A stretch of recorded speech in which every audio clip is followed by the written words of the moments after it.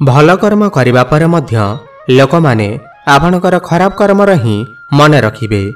एथिपाई लोक कौन कहिबे एथिरे ध्यान दियंतु नाही, केवल आपणकर काम करंतु।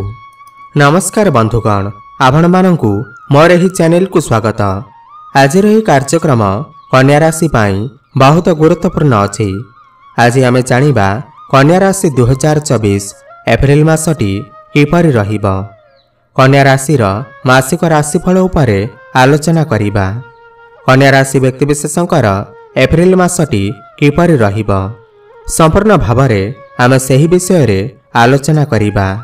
सेमानकर स्वास्थ्य, शिक्षा, प्रेम संपर्क, वैवाहिक जीवन, भाग्य, क्यारियर एवं व्यापार वाणिज्य उपरे विस्तार भावरे आलोचना करिबा।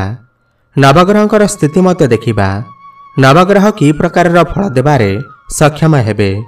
शेषरे अशुभत्व प्रदान करुथिबा ग्रह मानक पाई किछि विशेष प्रतिकार मत जानिबा। सेतिपाई भिडियोटी को शेष पर्यंत देखंतु। चलंतु आरंभ करिबा एही कार्यक्रम, जहाँकि जन्म राशि उपर आधारित। एप्रिल मास आरंभरे कन्या राशि रे नवग्रहकर स्थिति विषय रे सर्वप्रथमे जानिबा। एहा पूर्वरु जदि आपणकर कन्या राशि हुई थाए एवं आपण भी ईश्वर को सच्चा हृदय भक्ति करती, विश्वास करती, तेबे एही भिडियोटी को लाइक करी कमेंट बॉक्स रे जय जगन्नाथ, हर हर महादेव अवश्य लिखि दियंतु। ता सबुठ प्रथमे जानिबा एही एप्रिल मासरे कन्या राशि रे नवग्रहकर स्थिति किपरि रहिबो। जेबे एप्रिल मास आरंभ हेबो तो कन्या राशि रे नवग्रहकर स्थिति किछि एही प्रकार रहिबो जेमिति आपण स्क्रीन ने देखुछंती। आपणकर प्रथम भावरे विराजमान अछंती केतु ग्रह। आपणकर षष्ठ भावरे विराजमान अछंती शनि एवं मंगल ग्रह। आपणकर सप्तम भावरे विराजमान अछंती सूर्य, राहु एवं शुक्र। एवं आपणकर अष्टम भावरे विराजमान अछंती देवगुरु बृहस्पति एवं बुध ग्रह। ध्यान देई सुनंतु।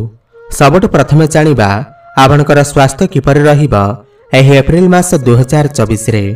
बंधुगण, प्रथम भाव होई थाए आपणकर स्वास्थ्यर भाव, आपणकर इम्यूनिटी सिस्टम र भाव एवं प्रथम भावर अधिपति हेउछंती आपणकर बुध ग्रह।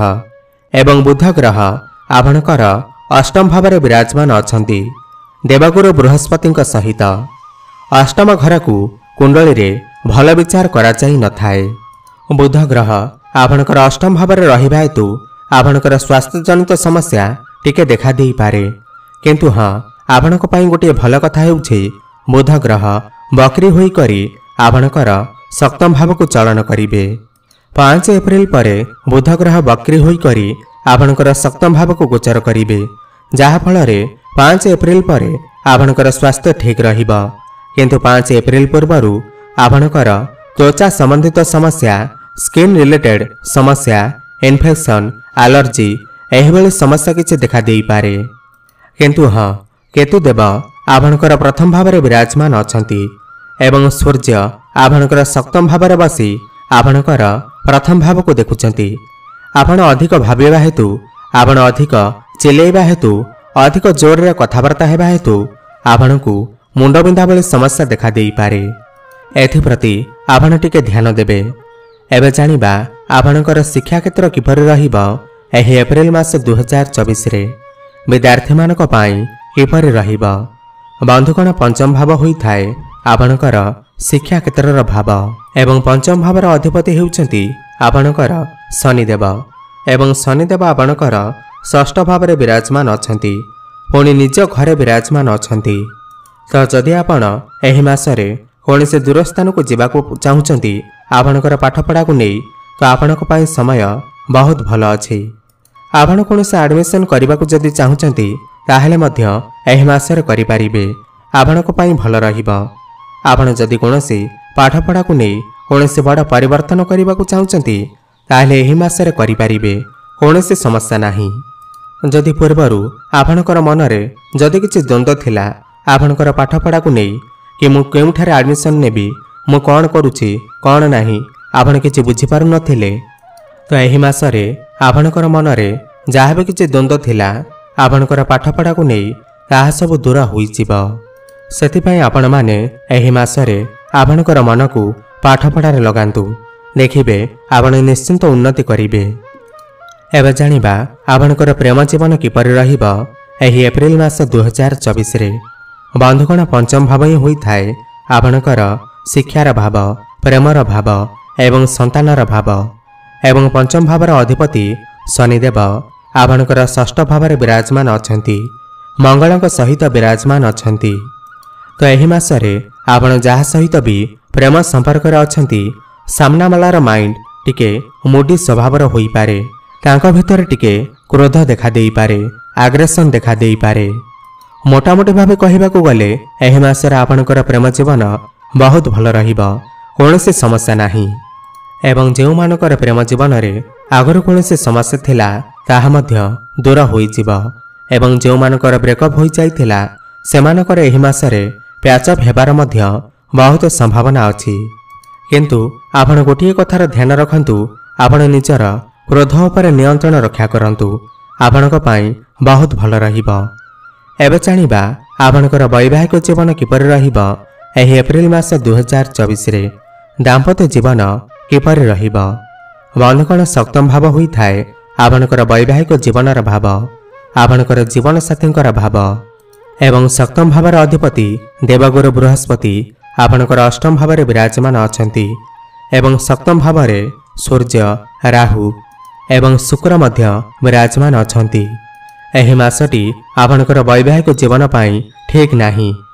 କ'ଣ ପାଇଁ ନା ଆପଣଙ୍କର ସପ୍ତମ ଭାବର ଅଧିପତି ଗୁରୁଦେବ ଆପଣଙ୍କର ଅଷ୍ଟମ ଭାବରେ ବିରାଜମାନ ଅଛନ୍ତି। ଅଷ୍ଟମ ଭାବକୁ କୁଣ୍ଡଳୀରେ ଭଲ ବିଚାର କରାଯାଇନଥାଏ। ଏବଂ ସପ୍ତମ ଭାବରେ ରାହୁଦେବ ଅଛନ୍ତି ଏବଂ ସୂର୍ଯ୍ୟ ମଧ୍ୟ ଅଛନ୍ତି। କିନ୍ତୁ ଏପ୍ରିଲ ମାସ ପରେ ଯେତେବେଳେ ମଇ ମାସ ଆରମ୍ଭ ହେବ ତ ଆପଣଙ୍କର ବୈବାହିକ ଜୀବନ ବହୁତ ଭଲ ରହିବ। କାହିଁକି ନା ମଇ ମାସର ଆରମ୍ଭରୁ ଦେବଗୁରୁ ବୃହସ୍ପତି ଆପଣଙ୍କର ନବମ ଭାବକୁ ଗୋଚର କରିବେ, ଯାହାଦ୍ୱାରା କି ଆପଣଙ୍କର ବୈବାହିକ ଜୀବନ ବହୁତ ଭଲ ରହିବ। କିନ୍ତୁ ଏହି ଏପ୍ରିଲ ମାସଟି ଆପଣଙ୍କର ବୈବାହିକ ଜୀବନ ପାଇଁ ଭଲ ନାହିଁ। ଆପଣ ଦୁଇ ଜଣଙ୍କ ମଧ୍ୟରେ ଲଢ଼େଇ ଝଗଡ଼ା ହୋଇପାରେ, ମନ ମନାନ୍ତର ଦେଖାଦେଇପାରେ, କିମ୍ବା ଆପଣଙ୍କର ଜୀବନସାଥୀଙ୍କର ସ୍ୱାସ୍ଥ୍ୟରେ କିଛି ସମସ୍ୟା ଦେଖାଦେଇପାରେ। ଆପଣ ଦୁଇ ଜଣଙ୍କ ମଧ୍ୟରେ ଛୋଟ ଛୋଟ କଥାକୁ ନେଇ କୌଣସି ବଡ଼ ଆର୍ଗୁମେଣ୍ଟ ହୋଇପାରେ। ତ ଆପଣ ଏହି ମାସରେ ଆପଣଙ୍କର ବୈବାହିକ ଜୀବନକୁ ନେଇ ଟିକେ ବିଶେଷ ଧ୍ୟାନ ଦିଅନ୍ତୁ। ଏଥିପାଇଁ ଆପଣ ଉପାୟ ଅବଶ୍ୟ ଅବଲମ୍ବନ କରନ୍ତୁ। ଉପାୟ ଆମେ ଭିଡ଼ିଓ ଶେଷରେ ଜାଣିବା। ଏବେ ଜାଣିବା ସବୁଠାରୁ ଗୁରୁତ୍ୱପୂର୍ଣ୍ଣ କଥା, ଯାହାକି ଆପଣଙ୍କର ଭାଗ୍ୟ, କ୍ୟାରିୟର ଏବଂ ବେପାର ବାଣିଜ୍ୟର ସ୍ଥିତି କିପରି ରହିବ ଏହି ଏପ୍ରିଲ ମାସ 2024ରେ। ବନ୍ଧୁଗଣ, ନବମ ଭାବ ହୋଇଥାଏ ଆପଣଙ୍କର ଭାଗ୍ୟର ଭାବ ଏବଂ ଦଶମ ଭାବ ହୋଇଥାଏ ଆପଣଙ୍କର କ୍ୟାରିୟରର ଭାବ। ଆପଣଙ୍କର ଭାଗ୍ୟସ୍ଥାନର ସ୍ୱାମୀ ହେଉଛନ୍ତି ଶୁକ୍ରଦେବ ଏବଂ ଶୁକ୍ରଦେବ ଆପଣଙ୍କର ସପ୍ତମ ଭାବରେ ବିରାଜମାନ ଅଛନ୍ତି 24 ଏପ୍ରିଲ ପର୍ଯ୍ୟନ୍ତ। 24 ଏପ୍ରିଲ ପର୍ଯ୍ୟନ୍ତ ତ ଆପଣଙ୍କର ଭାଗ୍ୟ ବହୁତ ଭଲ ଅଛି, କାହିଁକି ନା ଶୁକ୍ରଦେବ ଏଠାରେ ଉଚ୍ଚସ୍ଥ ଅଛନ୍ତି। କିନ୍ତୁ 24 ଏପ୍ରିଲ ପରେ ଆପଣଙ୍କର ଭାଗ୍ୟ ଟିକେ ସାଥ ଦେଇନପାରେ, କାହିଁକି ନା ଶୁକ୍ରଦେବ ଆପଣଙ୍କର ଅଷ୍ଟମ ଭାବକୁ ଚଳନ କରିବେ ଏବଂ ଅଷ୍ଟମ ଭାବକୁ କୁଣ୍ଡଳୀରେ ଭଲ ବିଚାର କରାଯାଇନଥାଏ। ତ 24 ଏପ୍ରିଲ ପରେ ଆପଣ କୌଣସି ବି ବଡ଼ କାର୍ଯ୍ୟ ଆରମ୍ଭ କରନ୍ତୁ ନାହିଁ, କୌଣସି ଶୁଭ ମାଙ୍ଗଳିକ କାର୍ଯ୍ୟ ଆରମ୍ଭ କରନ୍ତୁ ନାହିଁ। କିନ୍ତୁ 24 ଏପ୍ରିଲ ପୂର୍ବରୁ ଆପଣଙ୍କର ଭାଗ୍ୟ ବହୁତ ଭଲ ଅଛି।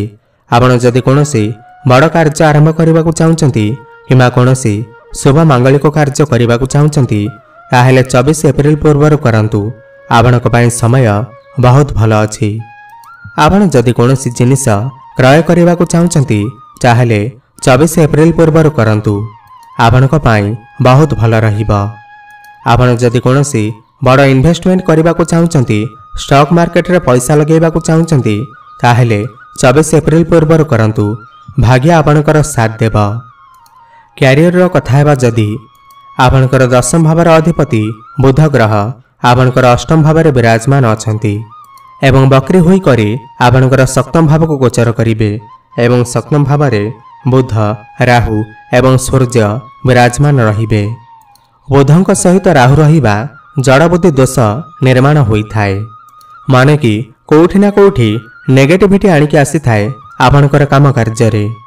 କେବେ କେବେ ଆପଣଙ୍କର ମନ କାମ କାର୍ଯ୍ୟରେ ଲାଗିନଥାଏ, कार्यक्षेत्र में आपण कहा सहित भी छोट मोटा आर्गुमेंट करंतु नाही, कहा सहित भी कली झगड़ा करंतु नाही।